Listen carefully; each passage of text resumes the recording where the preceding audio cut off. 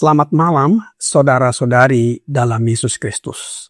Selamat bertemu kembali dalam renungan malam, Ye shall receive power, atau engkau akan menerima kuasa, oleh Ellen G. White, tanggal 7 September 2025. Mari kita berdoa. Bapa kami yang di sorga, Allah pencipta langit dan bumi, laut beserta segala isinya, satu-satunya Allah yang benar, yang kami sembah selalu melalui anak-Mu Yesus Kristus. Kami bersyukur dan berterima kasih atas penyertaan dan perlindungan Bapa sepanjang hari dalam setiap aktivitas maupun pekerjaan kami. Pada saat ini, kami siap mendengarkan firman-Mu. Mohon karuniakan Roh Yesus Kristus dalam hati kami, sehingga dapat mengerti firman-Mu dan menghidupkannya dalam kehidupan kami sehari-hari. Besertalah dengan kami sepanjang malam ini, ya Bapa. Kami persembahkan doa ini di dalam nama Yesus yang adalah Tuhan dan Juru Selamat kami. Amin. Renungan malam ini akan dibacakan oleh Ibu Fitriani Nababan. Kepada Ibu Fitriani, kami persilahkan. Selamat malam saudara-saudariku di dalam Tuhan Yesus Kristus. Renungan malam 7 September tahun 2025 berjudul Deborah dan Barak. Ayat inti tertulis di dalam Hakim-Hakim 5 ayat 1 dan 2. Pada hari itu bernyanyilah Deborah dan Barak bin Abinoam demikian, karena pahlawan-pahlawan di Israel siap berperang, karena bangsa itu menawarkan dirinya dengan sukarela. Pujilah Tuhan. Bangsa Israel setelah kembali memisahkan diri dari Allah melalui penyembahan berhala, ditindas dengan hebat oleh musuh-musuh ini. Harta benda dan bahkan nyawa orang-orang selalu dalam bahaya. Akibatnya, desa-desa dan tempat tinggal yang sepi menjadi kosong, dan orang-orang berkumpul di kota-kota bertembok.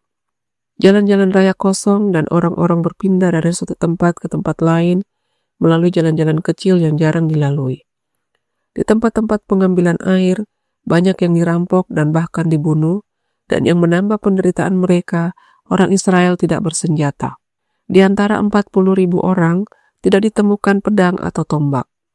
Selama 20 tahun, orang Israel merintih di bawah kuk penindasan. Kemudian mereka berbalik dari penyembahan berhala mereka, dan dengan kerendahan hati dan pertobatan berseru kepada Tuhan memohon pembebasan. Seruan mereka tidak sia-sia. Di Israel tinggal seorang perempuan yang termasyhur karena kesalehannya, dan melalui dia Tuhan memilih untuk membebaskan umatnya. Namanya Deborah. Dia dikenal sebagai seorang nabiya, dan karena tidak ada hakim-hakim yang biasa, orang-orang datang kepadanya untuk meminta nasihat dan keadilan. Tuhan menyampaikan kepada Deborah rencananya untuk menghancurkan musuh-musuh Israel, dan memerintahkannya untuk memanggil seorang pria bernama Barak dari suku Naftali, dan menyampaikan kepadanya instruksi yang telah diterimanya. Karena itu, ia memanggil Barak dan memerintahkannya untuk mengumpulkan 10.000 orang dari suku Naftali dan Sebulon dan berperang melawan pasukan Raja Yabin.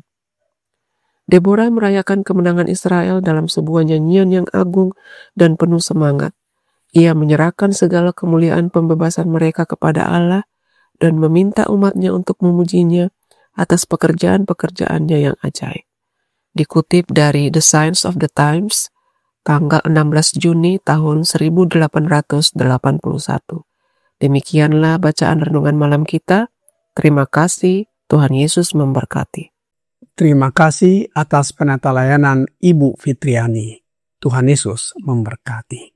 Bangsa Israel beribadah kepada Tuhan sepanjang zaman Yosua dan sepanjang zaman para tua-tua yang hidup lebih lama daripada Yosua dan yang telah melihat segenap perbuatan yang besar yang dilakukan Tuhan bagi mereka.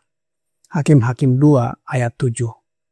Setelah kematian Yosua, bangsa Israel kembali melakukan apa yang jahat di mata Tuhan dan beribadah kepada para Baal dan Asitoret.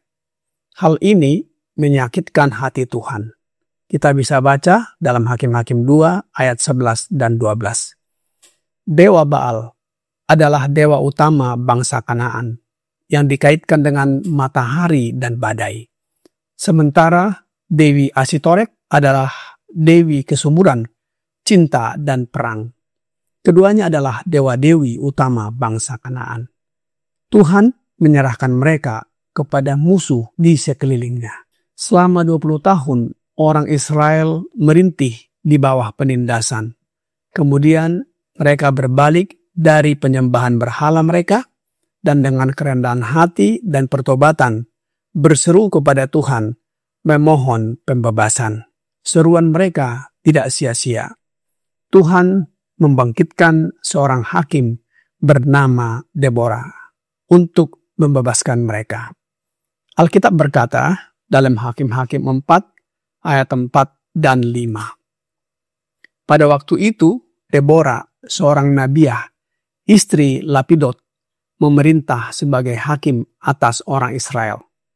Ia biasa duduk di bawah pohon korma Deborah antara Rama dan Betel di pegunungan Efraim, dan orang Israel menghadap dia untuk berhakim dengannya.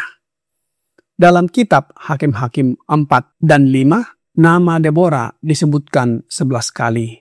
Deborah adalah istri dari Lapidot, seorang nabiah dan hakim atas orang Israel. Deborah adalah nabiah pertama setelah Musa, sebagaimana Ulangan 18 ayat 18, bahwa setelah Musa akan muncul seorang nabi dan Tuhan akan menaruh firman-Nya dalam mulutnya, dan ia akan mengatakan kepada mereka segala yang dia perintahkan. Tuhan menyampaikan kepada Deborah rencananya untuk menghancurkan musuh-musuh Israel dan memerintahkannya untuk memanggil seorang pria bernama Barak dari suku Naftali dan menyampaikan kepadanya instruksi yang telah diterimanya. Alkitab berkata di dalam Hakim-Hakim 4 ayat 6 sampai 7. Ia menyuruh memanggil Barak bin Abinoam dari Kedes di daerah Naftali, lalu berkata kepadanya, "Bukankah Tuhan Allah Israel memerintah demikian?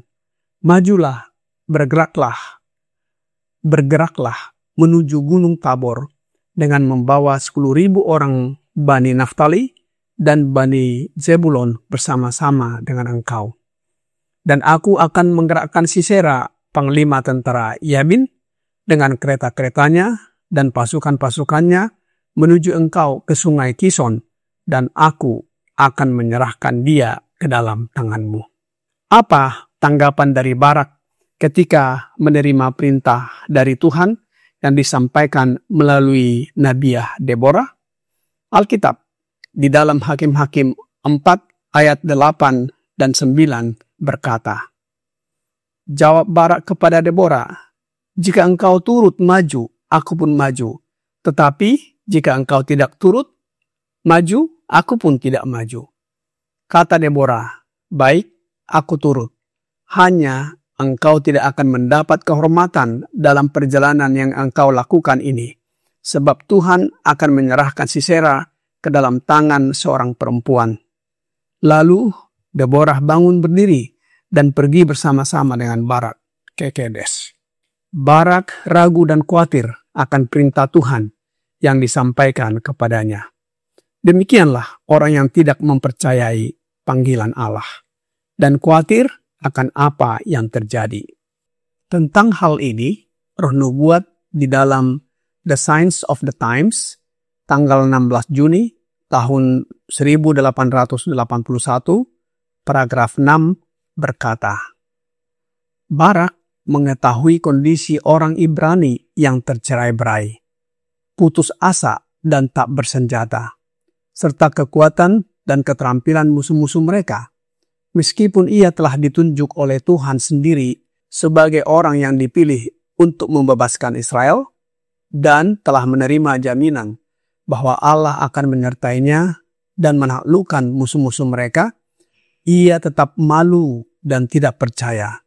Ia menerima pesan dari Deborah sebagai firman Allah, tetapi ia kurang yakin kepada Israel dan khawatir mereka tidak akan menaati panggilannya. Masih dalam paragraf yang sama berkata, ia menolak untuk terlibat dalam usaha yang meragukan tersebut, kecuali Deborah mau menerimanya dan dengan demikian mendukung usahanya dengan pengaruh dan nasihatnya. Deborah setuju, tetapi meyakinkannya bahwa karena kurang iman, kemenangan yang diraih tidak akan mendatangkan kehormatan baginya, karena Sisera akan diserahkan ke tangan seorang perempuan. Selanjutnya, dalam Hakim-Hakim 4 ayat 10-24 menceritakan, Barak mengerahkan 10.000 orang dari suku Zebulon dan Naftali ke Gunung Tabor, ditemani oleh Deborah. Sementara itu, Sisera, panglima pasukan Kanaan, mengerahkan 900 kereta besi dan seluruh pasukannya ke sungai Kison setelah mendengar pergerakan Barak. Atas perintah Tuhan melalui Deborah, Barak menyerang dan Tuhan mengacaukan pasukan Sisera hingga mereka dikalahkan sepenuhnya. Sisera melarikan diri ke kemah Yael, istri Heber, orang Keni, yang kemudian membunuhnya saat ia tertidur dengan memaku pelipisnya ke tanah. Barak tiba sesaat setelahnya. Kemenangan ini menjadi awal dari runtuhnya kekuasaan Yabin, Raja Kanaan, atas orang Israel, hingga akhirnya Yabin dilenyapkan.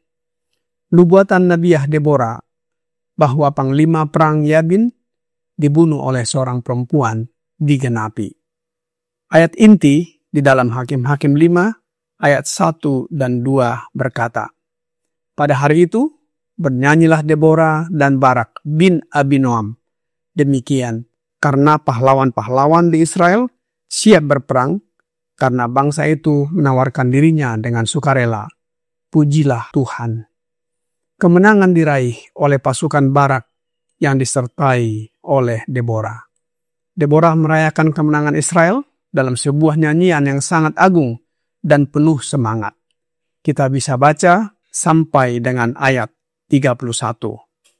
Tentang ayat ini, renungan malam, Ye shall receive power, halaman 259, paragraf 5 berkata, Deborah merayakan kemenangan Israel dalam sebuah nyanyian yang agung dan penuh semangat. Ia menyerahkan segala kemuliaan pembebasan mereka kepada Allah dan meminta umat untuk memujinya atas pekerjaan-pekerjaannya yang ajaib. Deborah menyerahkan kepada Allah segala kemuliaan pembebasan mereka dan meminta umat untuk memujinya atas pekerjaan-pekerjaannya yang ajaib.